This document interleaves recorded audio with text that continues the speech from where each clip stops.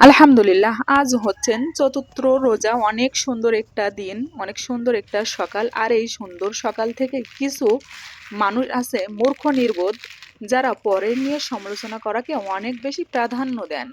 কে কি করলো, কে কোথায় গেল, কি খাচ্ছে, কাকে কি দিচ্ছে, সেটাই তাদের মূল কাজ। যতই কাজে ব্যস্ত থাকুক না কেন, তারা ঠিকই গীবতের জন্য সময় বের করে নেয়। তাই কখনো মূর্খ নির্বোধ মানুষের সাথে তর্কে যুক্ত হয়ে আপনার ব্যক্তিত্ব নষ্ট করবেন না। ভরসা রাখুন আল্লাহর উপরে। কিছু একদল আজাইরা পাবলিক আছে যে আমার পরিবারে আমার ভাগের জিনিসের উপর থেকে কিছু একটা আমি কাউকে দান করব, সেটা সম্পূর্ণ আমার উপরে নির্ভর করবে। আমার হকটা নিয়ে আরেকজনকে দিবে, এটা কেমন দান বলে?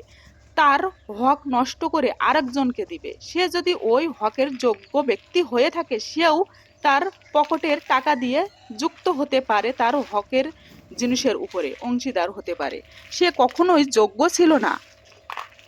হ্যাঁ, অংশীদার হতো যদি তার কিছু টাকা দিয়ে সে ওই হক নেওয়ার জন্য খরচ করে রাখতো, সেটার জন্য সে যোগ্য একটা ব্যক্তি হতে পারতো। আর কোনো এক ব্যক্তি ভাগের উপর থেকে তার হক নিয়ে আরেকজনকে দিয়ে বলছে যে সে গরিব মানুষ, তাকে দিলে একটা কি হয়? আরে সেও বুঝে গরিব মানুষকে দিতে হয়, তার সাথে যে সম্পর্কই ভালো নাই, তার হক তার একান্তই ব্যক্তিত্ব, সে কাকে দিবে?